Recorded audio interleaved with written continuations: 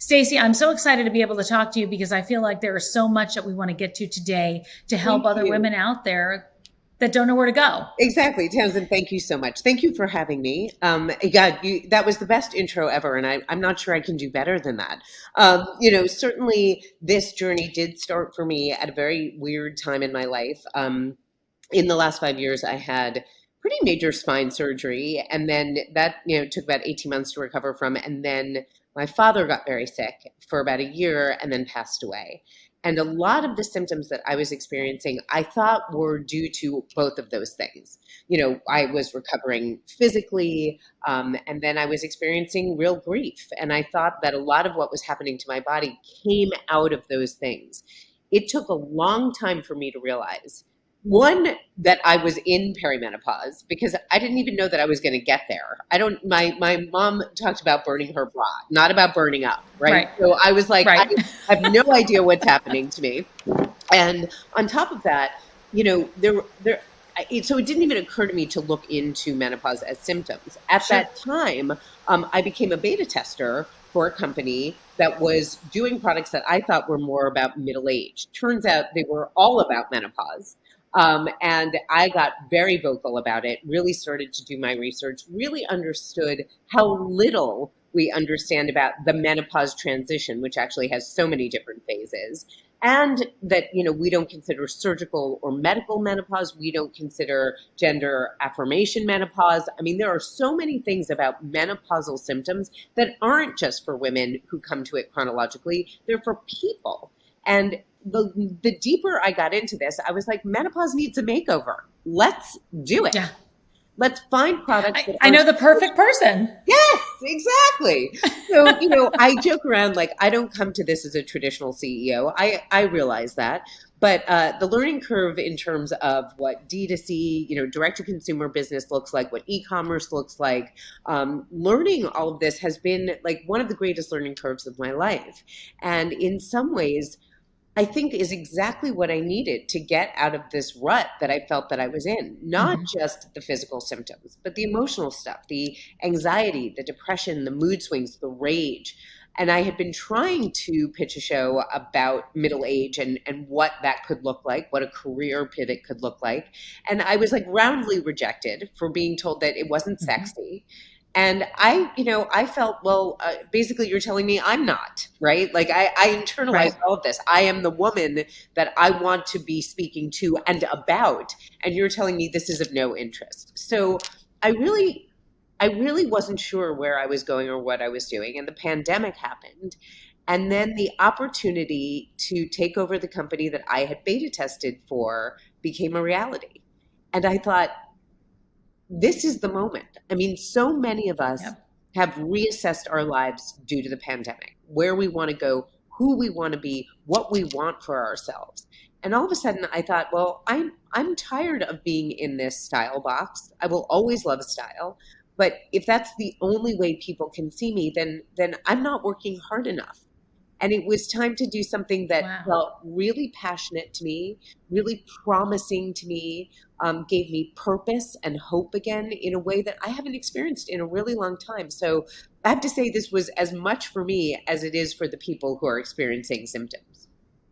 Well, I got to tell you something because there's so many aspects of it. I feel like there's such a crossroads, right? When we talk about midlife, we talk about hitting 50 or around 50, right? Yeah. 48 to whatever it is. And there's that part of it. Then there's the physical, the mental, the psychological, all those changes of who I was, who I am, who I'm going to be. And then career is on top of it. So you could be at the height of your career, or you could be saying, look, I'm at the height of my career. I got here. I'm very happy with what I've done, but what else is there, right? But there's a lot of talk about like when your earning potential starts to decrease. And, certainly for Right. women, age is a factor there. And again, yes, it's multi-layered. One of the things that I think is so important is there is the topic of aging, and then there's the topic of menopause, and they very much get Mm-hmm. conflated. So a lot of the things Yep. we talk about in terms of aging aren't the same things. But you layer the menopausal symptoms on top of what it means to kind of evolve, naturally age, let go of who you were to become who you are.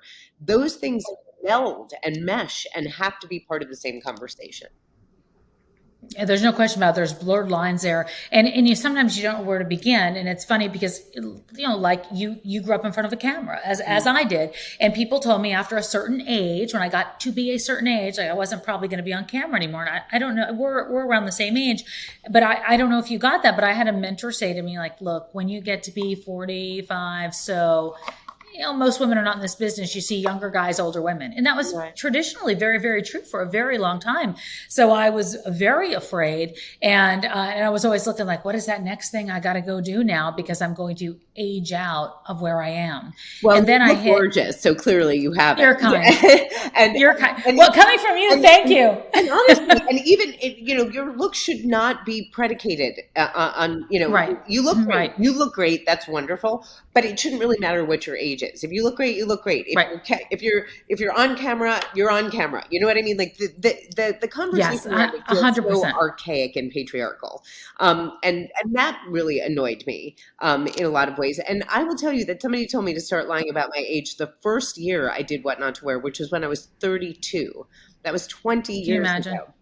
And I was like, why would I lie about my age? I mean, even if I started lying about my age when I was young, like why? I don't want to lie about my age. I actually want to be super proud and super accepting of myself at this age. It has taken a lot of work. There are a lot of physical changes that you have to learn to master, and you have to see yourself in a different light. Your style has to evolve. And menopausal symptoms can really make you quite insecure. You lose a sense of identity, a sense of agency. And that was why taking over a company that came prepared with answers. How do you deal with a hot flash? We have cooling spray. How do you deal with pre-rosacea skin? We've got a facial gel.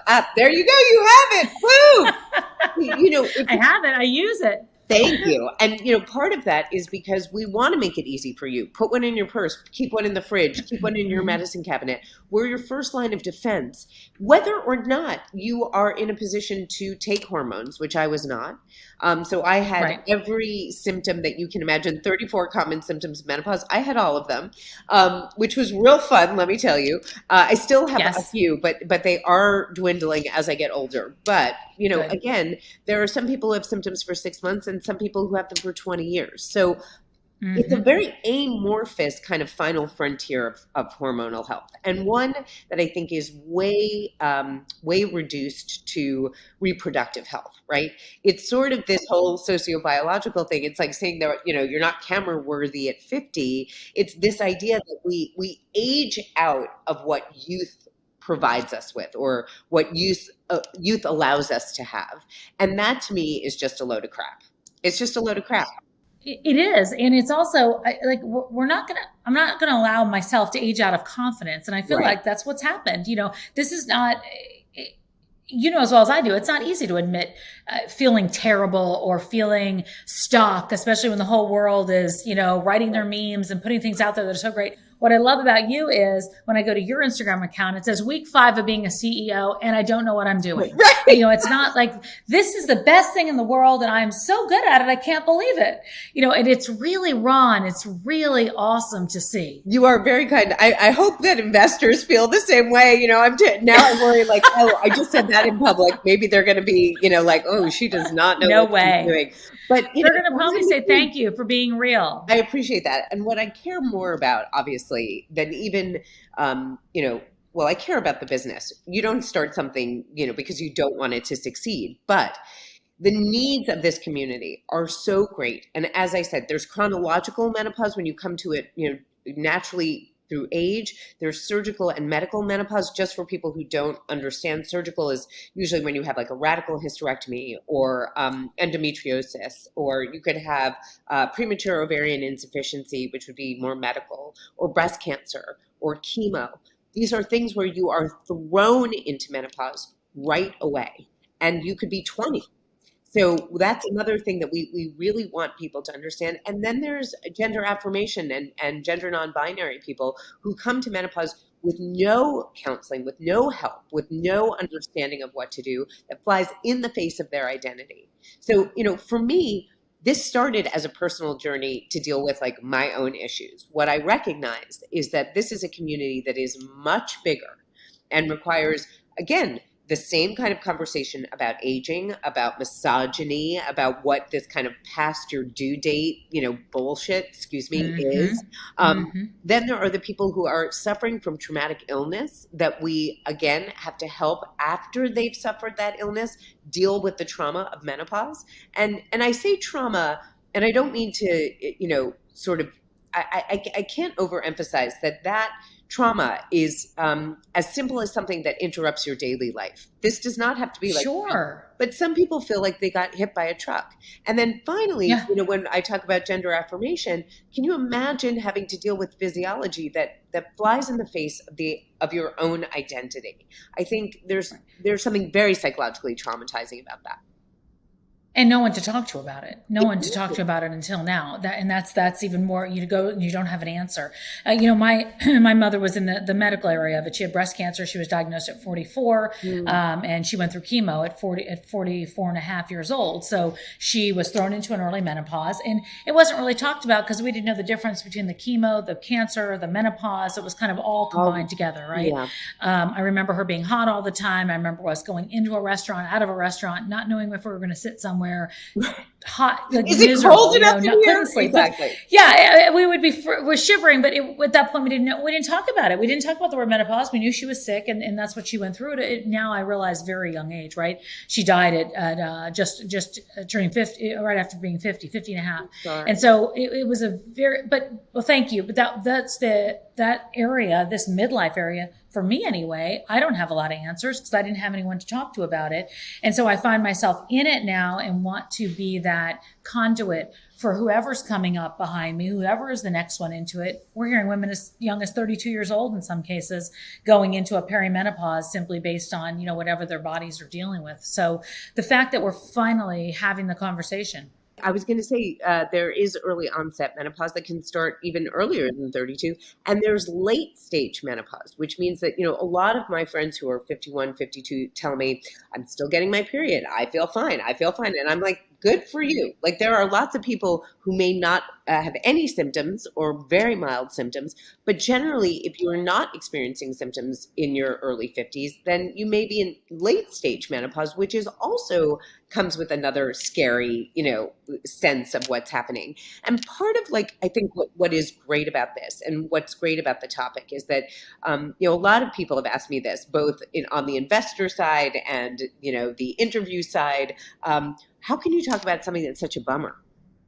Why do you want to talk about something? Well, first of all, I'm Right. like, we need to innovate for the darkness, right? And we are seeing that in Yeah. every area. We are seeing that in every area of commerce. You've got young women talking about their periods now and their period health. We wouldn't let kids go through puberty without talking to them. And this is sort of the last stage of that kind of hormonal health. Why wouldn't we be talking it? We've started to talk about infertility. We started to talk about hard things. So why wouldn't we talk about this? I don't believe that it's a bummer. I believe that it's hard. Menopause is hard. It's not hopeless. And certainly, as a company, I want us to be able to help you. But more importantly, I also want people to recognize that we do hard things all the time. Hard doesn't make it bad. And if we don't talk about it, right, it remains this kind of taboo, awful, shameful secret when it doesn't need to be. When having conversations about it, just as you said, Tamsen, means that we are leading the way for other people who experience this not to have to go looking for information and certainly not to feel the shame that is traditionally associated with this. Yeah, it's really unbelievable. And it's the word that I've heard used over and over again. Shame. We don't talk about it. I feel alone. I feel isolated. Nobody's talking about it. And then if you go look at the statistics that run totally counter to that, 1 billion women globally are going to be in perimenopause or menopause by the year 2025.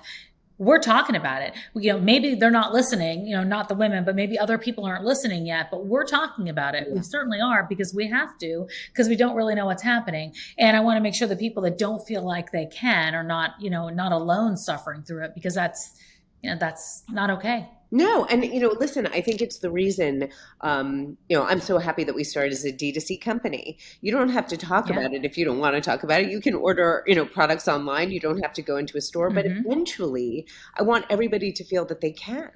I think that we are talking about it is setting up this not just to normalize this conversation, but to optimize it. And the more Hmm. that we can come to it through that natural conversation, organic conversation, the easier it is. All right, so let's talk about your products because they Yes. came, and I love this, in this awesome box. State of. Yes. Make sure I got So this right. Like, the company is called State of great. Menopause. We affectionately refer to it as State of, partly because I'm so obsessed with state as a word, which is a condition influenced by its circumstances. And we just want to help you change the circumstances of your condition, right? Menopause is not a disease. It is a hormonal health phase, and it is one that should be treated like anything else. You need And you don't Advil have to for whisper it. right, and you need Advil for headaches or Neosporin for cuts. We should be who you grab when you have a hot flash or you have skin that's so dry that you're losing collagen. Well, and that's the thing. I love the cooling spray. Oh, I'm It so glad. smells awesome. I love this on my face all the time. And then, a lot of oils you have to like fight to rub in and Yes, have them kind of spread and feel good. The face oil is great. And I do feel a huge difference with my body in terms of skin, in terms of hair, in terms of all those things, in terms of where weight went that yes, I body didn't know would redistribution go. weight. Yes. Yeah, it's redistribution. It's just it's amazing some of the things I have certainly found. So I want to ask you this question about going from a stylist and being in front of the camera all the time and in the TV space to becoming a CEO. Where did you? I always say people that do things like that are able to make that change, which on the outside looks easy to a lot of people, right? Like, well, look what Uh, she did. Of course, it's Stacy London. Look what she did. But you had to find a place to, and you've been very honest about it, but kind of unlock your bold and figure out where you do that cross through and say, you know what, I'm doing this, and it doesn't matter. Yes, we're all afraid, but I'm still going to go through that door and go to the next chapter. Yeah, I mean, there were a couple of things I think. One, as I said, it was the pandemic, and it gave us all time to pause and to, no pun intended, to think Yes, about, yes, where we wanted to go with our lives. And I knew that I had been struggling against, perimenopause, against grief, against like physical, rehab pain. And I had really felt like I lost myself. I was, really grieving the death of my father, and it was just this thing of I had tried writing another style book, and I have like 200 pages of nonsense really, and I tried adding this book about age, adding in this layer of aging and feeling sort of no longer culturally relevant and like boo-hoo poor me, and I really kind of got sick of myself, honestly. yep, And there was this yep. incredible opportunity to do something for a community that has long been ignored. I mean, I joke around that we're not your mother's menopause company because she didn't have one, right? And I feel Yes, like I did not recognize until I started to talk to doctors and form a medical advisory board that we are in menopause for one third to a half of our life. That is the I menopause know. transition. Nobody understands this. And when I realized, not only did I not know where I wanted to go, what I saw was this huge opportunity to learn myself, not just about business, but about menopause, and be able to impart that information to other people. When I really sat with it, what came to me was, well, what is the kernel of truth? What have I done my entire career? I've always been concerned with self, right? Self-acceptance, self-esteem, self-awareness. And I feel that so many of those things were taken away from me by menopausal symptoms, that this is very similar to what I did as makeovers, right? This is very similar to helping somebody visually see themselves in a different way. If we can help you in the middle of the onset of a hot flash, right? That goes a long way to you being more comfortable and more confident. And for me, that was what I was starting to miss. I was starting to feel nervous and anxious whenever I would go out. Did I need to bring a towel with me? Would I have anything to cool Right. me down? I was seeing my skin change. I was seeing my body change. All of those things. I have muscle fatigue, joint pain, all of these issues Yep. that we don't even know are related to menopause. And I started to lose my way. I started to feel like I was losing my way. And this company was like, yeah, I'm totally terrified. I'm still terrified. But I Yep. believe that there is something, again, it started with the personal, And this was true of Yep. What Not to Wear. It always starts with the individual to become the universal. And it Yep. started with me and my story. And what I'm hoping is that this becomes a global story that we can tell and make, not just optimal, but again, really normalize this conversation in a way that makes it easy for people to have.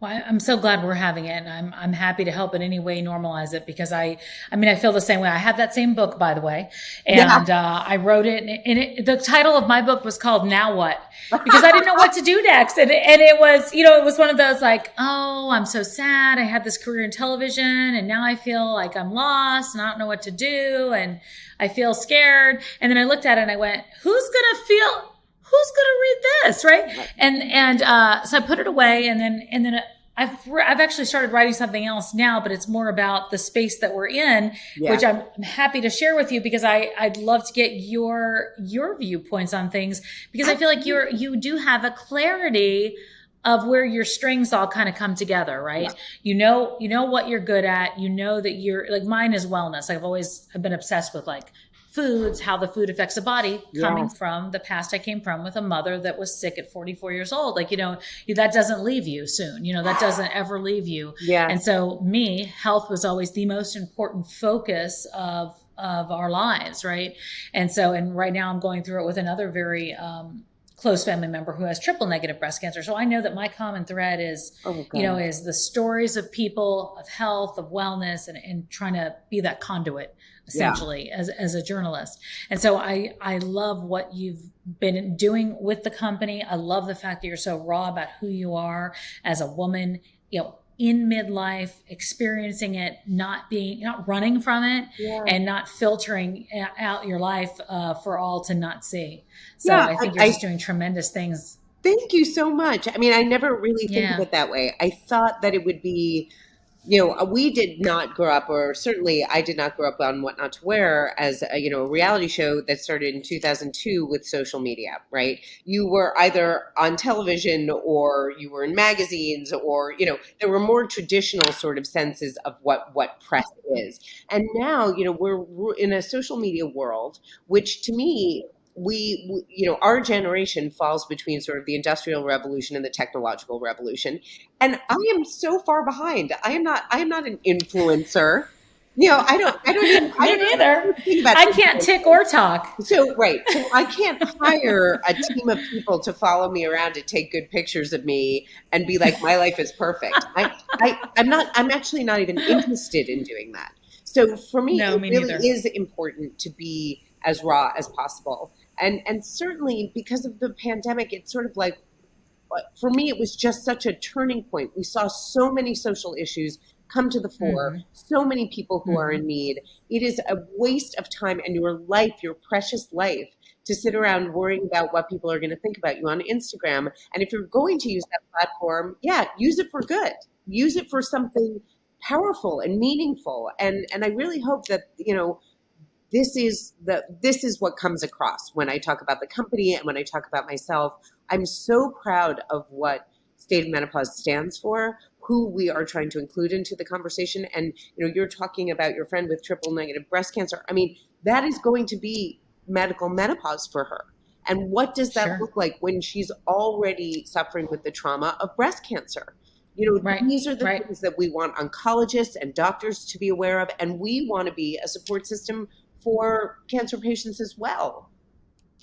And they need it. Yeah. They need it. And so many do. And when we look at those numbers, we certainly know it. Stacy, I could just talk to you forever. I feel like you just have so many avenues of information and wealth of knowledge to give to people. And quite frankly, you have so much bold. And I feel like we take some of that from you. So I appreciate it. I really do.